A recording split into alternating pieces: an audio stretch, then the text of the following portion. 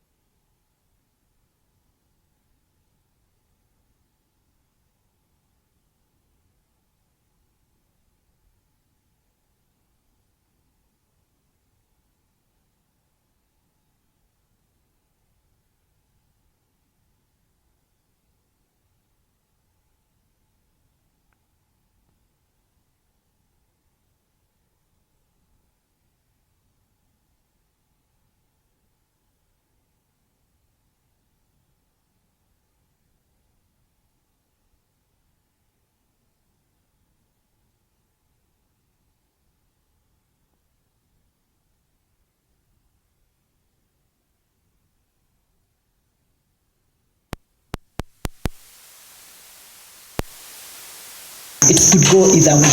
It could work or not work. So plan for both things. And therefore, that's why it's important to always monitor, plan.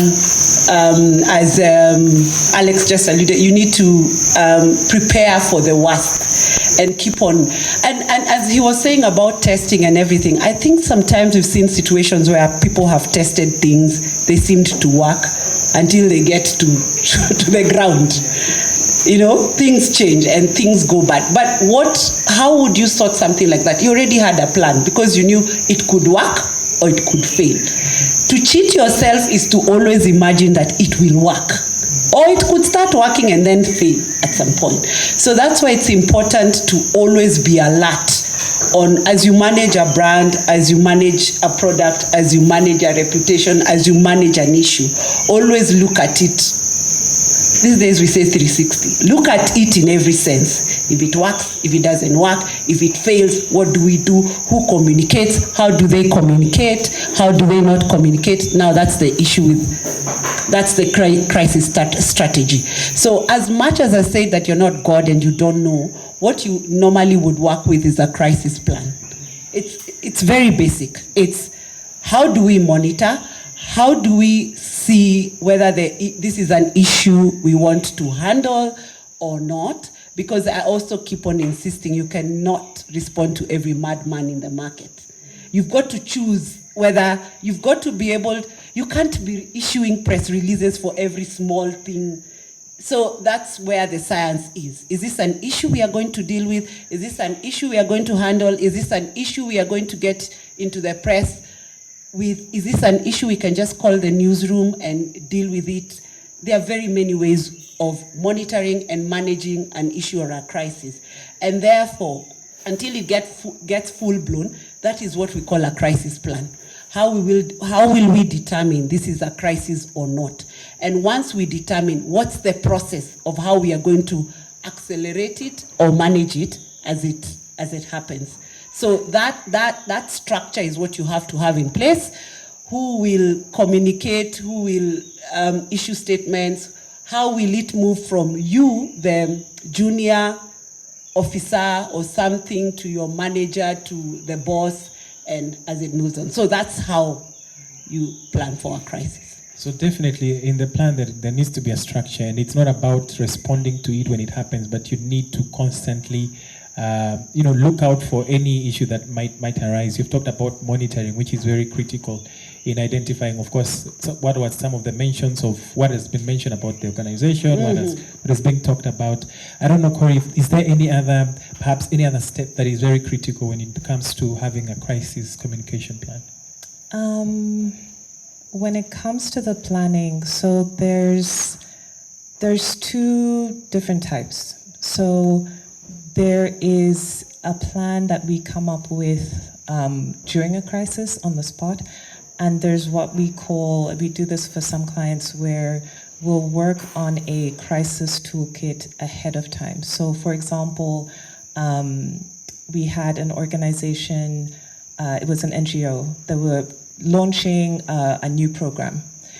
In that program, because they knew it was coming up, we did a pre-crisis plan ahead of time. So looked through the entire campaign that they were planning to launch, looked at where they were planning to launch, who they were planning to launch to, what the messaging was, looking at issues regarding the type of messaging that they were planning to use, looking at whether the messaging would be interpreted in a different way that would offend certain stakeholders, looking at where they were going to launch and if there were any security concerns on the ground for whether, so literally looking at every single aspect of that campaign and coming up with a plan of how we would respond to that if it were to occur. And why that's helpful. A lot of organizations don't do that. A lot of, they don't want to do that because they don't want to pay for it and they don't want the additional work. So usually what happens is they'll come to a PR consultant when a crisis has happened. So they don't want to do the pre-work and they usually don't want to pay for that. When the crisis has happened, as Alex and Charity have mentioned, we are then looking at assessing a situation. So we would look at which stakeholders are involved, how many people are impacted, how are they impacted, is the organization's operations impacted, is the threat still live, doing a full assessment of what's going on, and then coming up with, then moving on to ranking. So it would also include ranking of the situation. So is it a high risk, medium, low risk? And that would determine how the organization would be able to respond. So we do this as well in the pre-crisis planning. We also rank everything and figure out ways of how we're going to respond to that. Other steps besides monitoring also include evaluation. There's a lot of evaluation internally through different departments. So it's not just PR experts that are involved in crisis. It's your legal teams, it's your compliance teams. There's so many other teams, and it could be commercial as well. There's so many teams that are involved. So also there's aspects of that that come into play as well. And then beyond that, there is also review and analysis of the ongoing communications. So those are, in short, some of the steps that go into it. Okay. Perhaps, Alex, you want to add on to that? There's also a microphone here for you, Alex. Okay, thank you. I think Corey has given a good analysis. What I wanted to respond to is that after doing your risk analysis and assessing the situation as it is, during the response, which I think what has emanated today in our industry is the issue of misinformation and disinformation.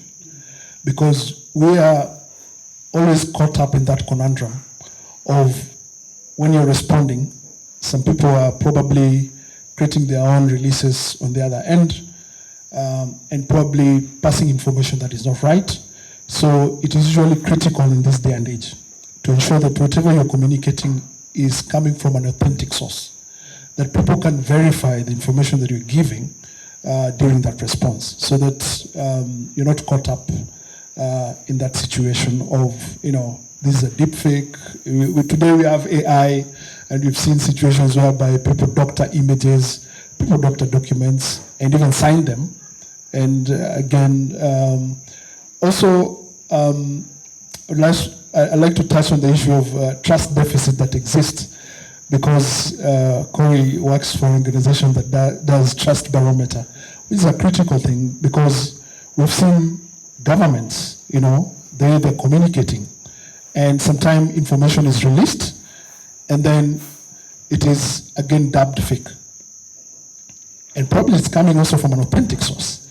So that's why the idea of organizing your crisis around who is going to speak and how the messaging is going to be done is very critical, so that people don't lose trust in terms of how you're communicating. Because if today we're seeing information that is fake, yet we can authenticate that it came from you, then your stakeholders will start, having some trust issues with you. But more critically also is to realize this particular brand, is it just a private brand? And why I'm mentioning that, listed companies always suffer a lot, especially during crisis. Because failure to communicate the right way during a crisis could lead to a lot of issues, especially if you're listed, your stocks could dwindle, they could perform badly, investors could pull out.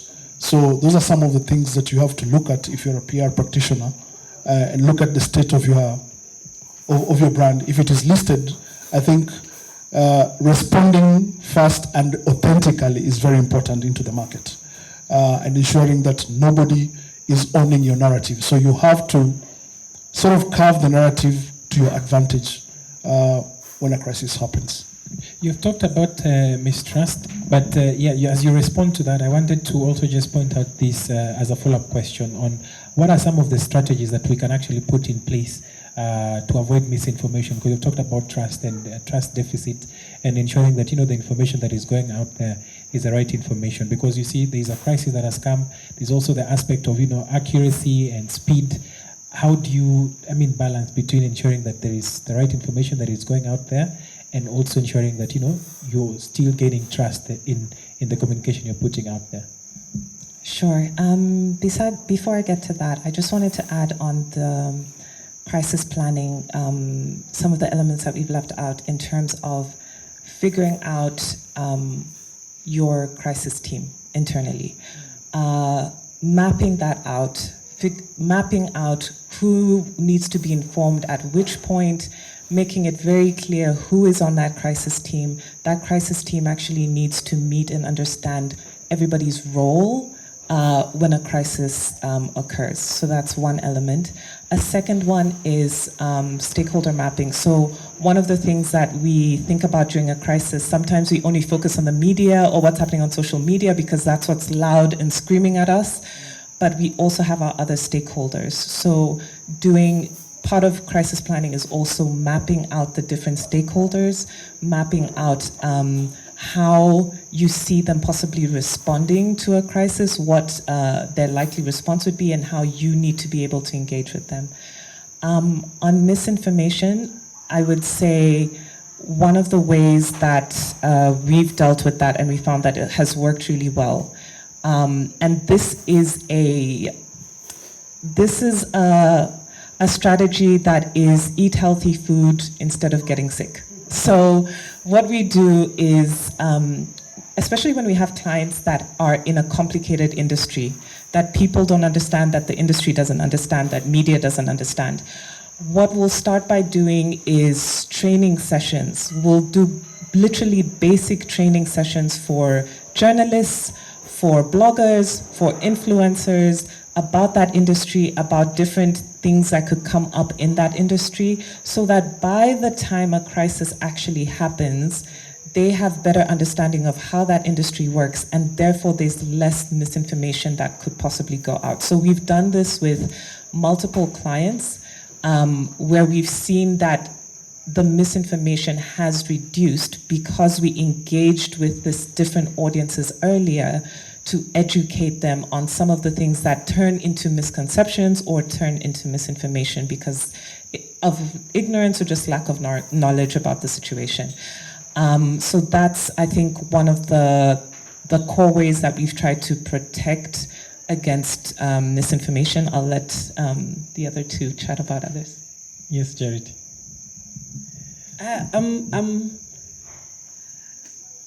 on the misinformation, especially on digital. And what I think Corey started by saying that most clients do not want to get into the deepness. Or, okay, let's stop talking about clients because maybe you cannot control the client. Let's talk about ourselves and the roles we play. I think for me, my experience has been when you get a new client, especially what I've seen in the PR industry is we have this, can I call it bad habit of wanting to be the yes girl, yes boy, yes man. PR is being nice. I guess that's what I found out. Because I'm talking from coming from a background of studying journalism and practicing journalism. Mm-hmm. Journalism is the opposite. You're taught to be the bad guy, the bad boy, the person who asks the hard questions. It's what you are recognized for. In PR, when I now went to the other side, PR is about yes sir, yes madam, yes brand, yes client. It's like we don't accept that there's a science to communication, and that's why we went to school, that's what we studied, and you're bringing something to the table. If this client could do what they want you to do, they would not have looked for you. So the first thing is, us guys taking responsibility in terms of, you're not just going to do a PR plan. We're going to do a PR plan, and then we are going to do a stakeholder mapping. We are going to do reputation. We are going to map things, and we are going to, as Corey is saying, we are going to eat healthy so that we don't get sick. We won't wait to get sick and then manage it. What does that entail? It's what people ask you, why are they paying you a retainer, or what will you be doing when we are not having press conferences? Because they think media, PR is just about media, digital content and stuff like that. But that's the point you're coming up with this wholesome strategy, which is the PR strategy, which then will have all these other facets, which is crises, government lobbying, stakeholder mapping, event management, what people are calling now reputation risk, whatever you call it. And that's why from the beginning, that plan should be full 360. So that, because a crisis is unexpected, then you have to plan earlier. And as she's saying, in places where, or in sectors or in issues that people do not understand, if you haven't educated them before the crisis, it then becomes harder to manage it because they don't know any better. Anything, any communication, any information they get, any press release, they just flow with it because that's what is coming in. So in other words, crisis has to be planned for. And then when it comes, you'll have also, there's also the other side that you might have this ideal plan, but the situation will not allow you to do the ideal thing. You will have to deal with the pressures that are realistically around you. For instance, I have worked for listed companies as a consultant. And one thing people don't discover is that people don't accept is the challenge of approvals. Most, let's say, multinational global companies, the approval is the person who's approving. What do you mean by approvals? Is it like you getting the clearance? Or the clearance to be able to move forward not even that, or to issue a statement, yeah, or to even just say anything about what is happening. Mm-hmm. Remember, you're mostly either the middle, you're the in-between. Mm-hmm. You're the person who now everybody suddenly remembered what your work was. Oh, we have a PR person. We have a PR office. What are they doing about what is going on currently? That's when everybody remembers you're there. Mm-hmm. Yeah.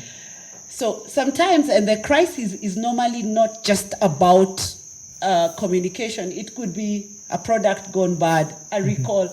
You've never been called to any meetings. You probably sometimes even didn't know you have a new product out because there was no launch or what. And all I'm saying is that crisis needs everyone involved.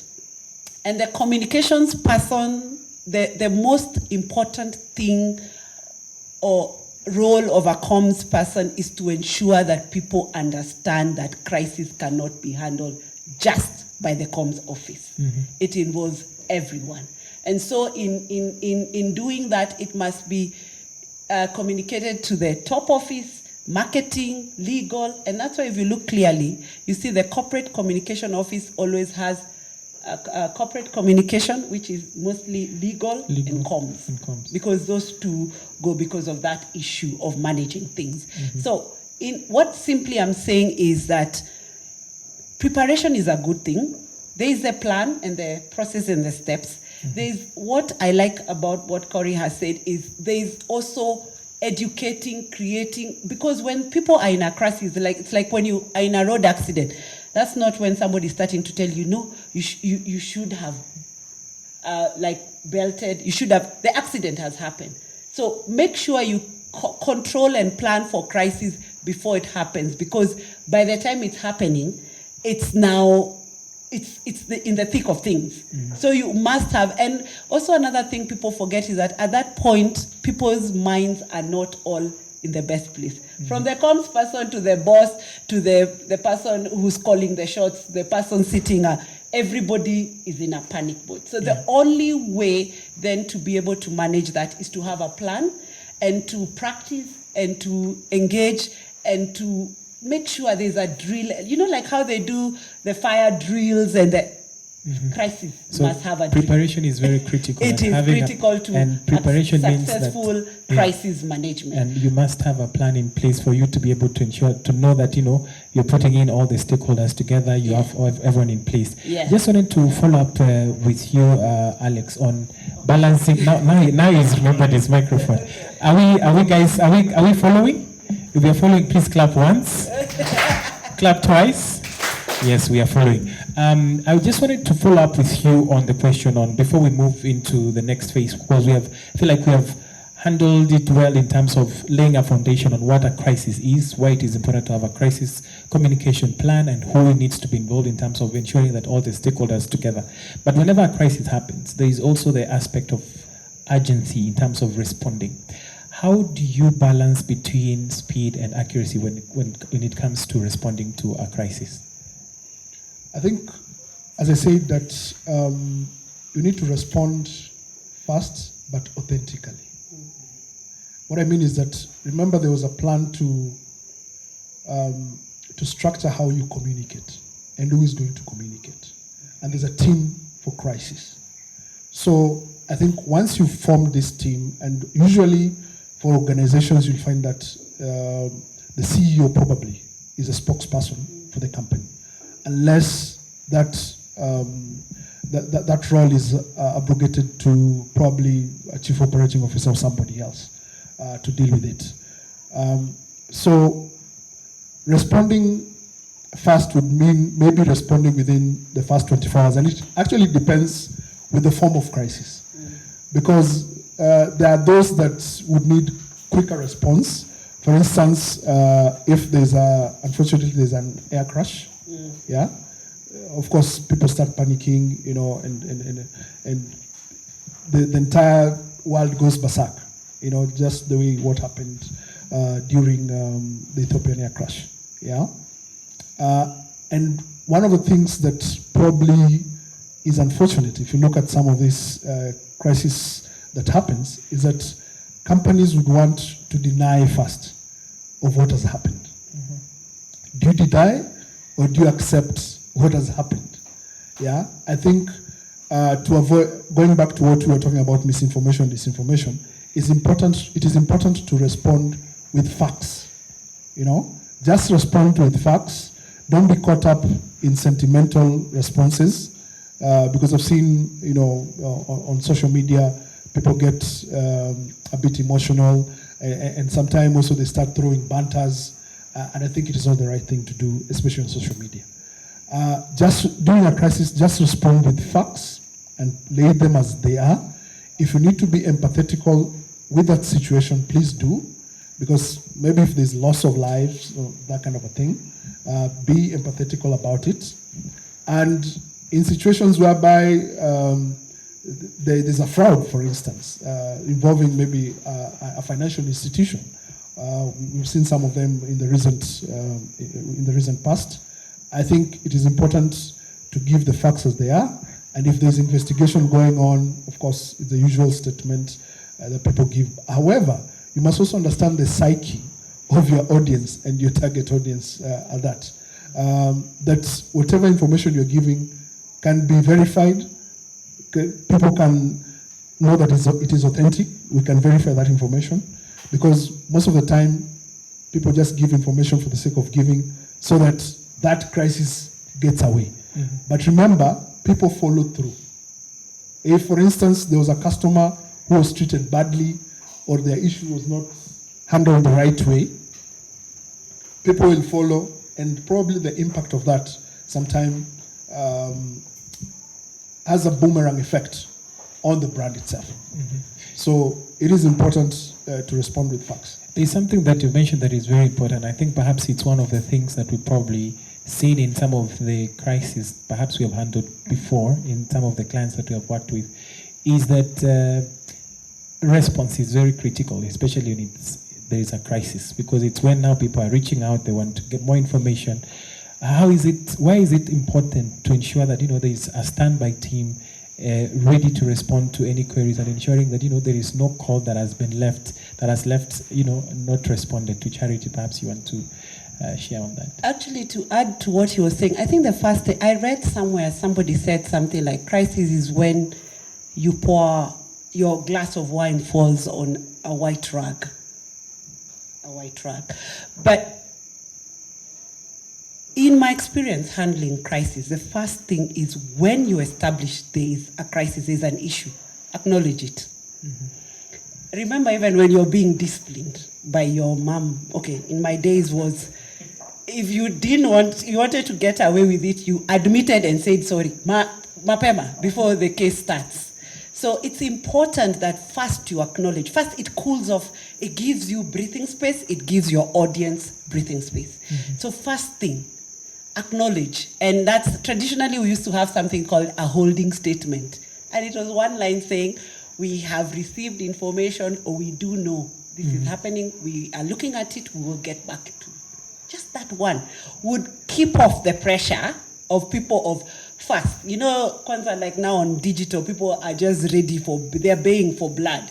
So they want you to deny so that they can start verifying evidence. First, accept dhambi yako. Just say, we have learned, or we know, or just say, acknowledge. Number one.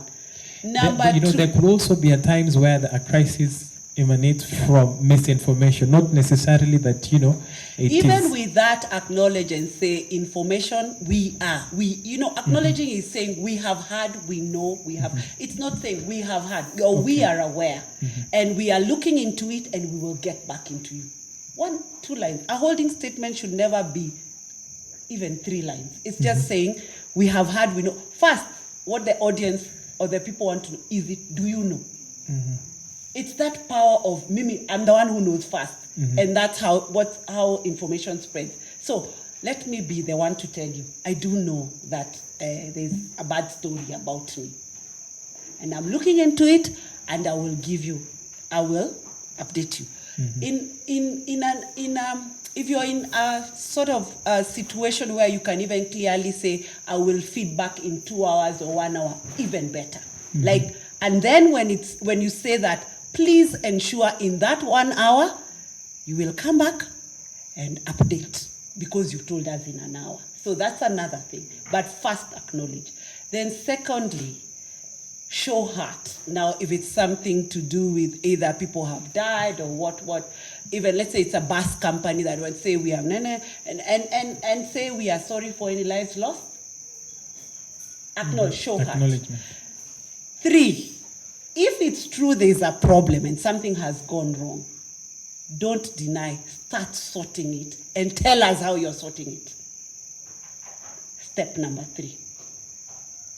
So 1, you've acknowledged, and 2, you have shown that you're not being, how do I say, plastic. You're not just saying it because that's what you're hired to do, or because people have discovered you, or just first acknowledge.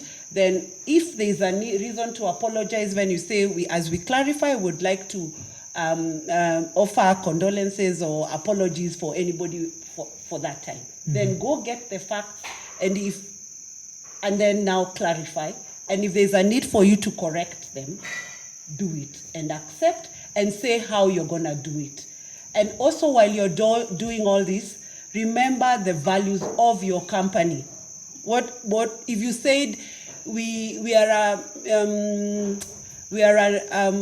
a manufacturing company, and the key function or the value or the mission of the company is to empower people through products that make their life easy, and show us in your actions how you're doing that.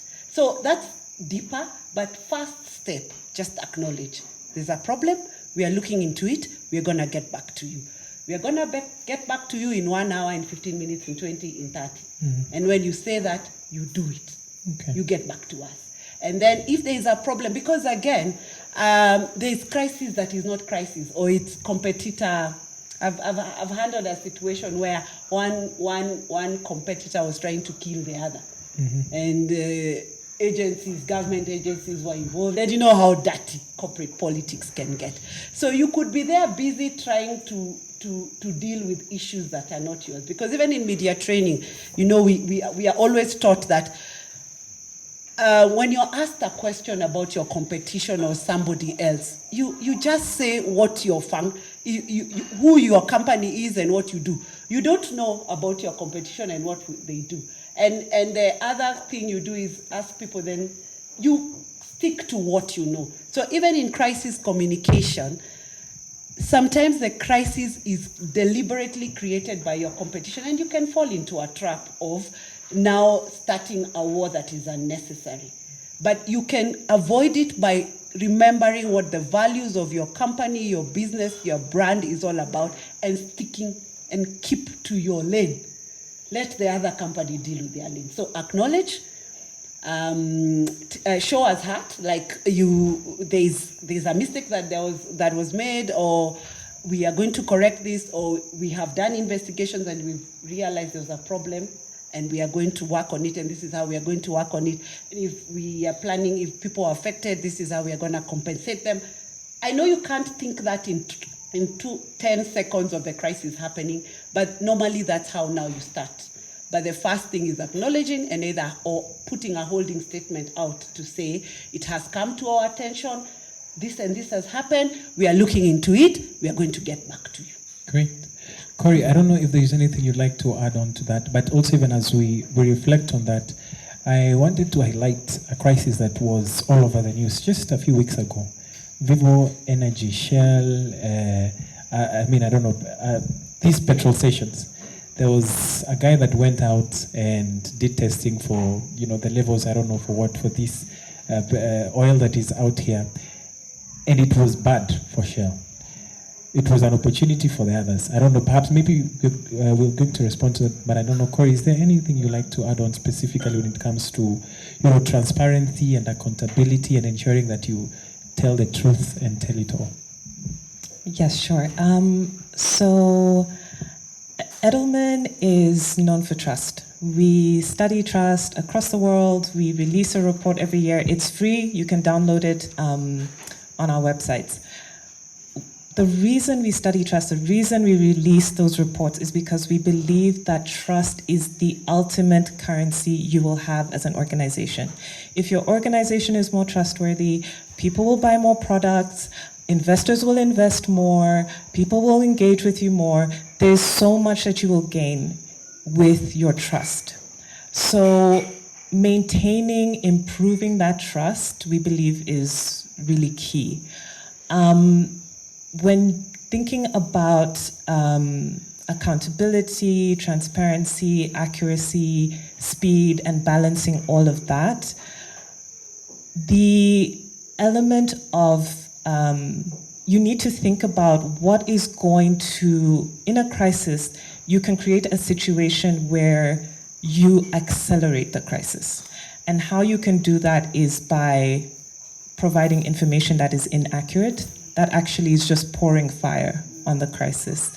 Not being accountable, pretending that it's not happening, that feels a crisis as well. So when you think about even the question that you had before, accuracy versus speed, in that instance, yes, we want to respond as quickly as possible. If it's misinformation, for example, and you're very clear on what the issue was. You said that the car is red, actually the car is blue. You can respond very quickly, and you want to respond very quickly because you have the facts, because misinformation tends to be controversial and it goes viral very quickly. So in that case, you respond very quickly.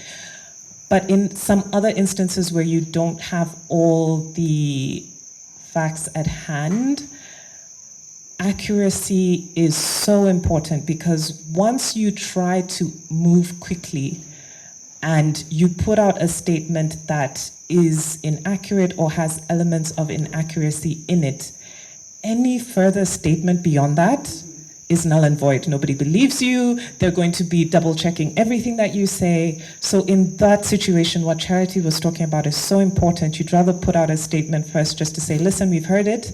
We're coming back to you. Go and check and make sure. It buys you time. Make sure the information you're about to put out is accurate, and then you can then respond and put that out. In terms of the example that you gave of Vivo, before I hand over to Alex, and I know the communications person, so I'm also going to be nice. I love her very much. She's a friend of mine. I will say that one mistake that I noticed, and this is why I say, please download the trust reports, because they will actually help you. They're free.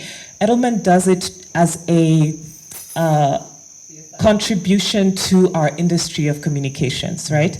So in our trust report in Kenya, the organization with the highest trust, so we look at trust in 4 organizations: NGOs, business, media, and government. What do you guys, quickly before I get to what I was saying, think is the most trusted organization in Kenya right now? Please shout. Yes, so NGOs are currently the most trusted. The least trusted, unfortunately, and this is not unique to Kenya, this is across many, many different countries, is actually government. And this is not unique to Kenya. So during the Vivo crisis, one of the issues that I saw and I thought, interesting, is at some point, and you know when you're a PR person, you know what happened behind the scenes. So at some point, we saw that I think one of the governing bodies within the government, a regulatory body within the government, came out and said, no, guys, we've checked. Everything is actually fine. We confirm that it's actually fine. Now, I, as a PR, the public doesn't know, but I, as a PR person, know that behind the scenes, probably Viva has spoken to them and said, please, can you put out a statement on our behalf, confirming that our products are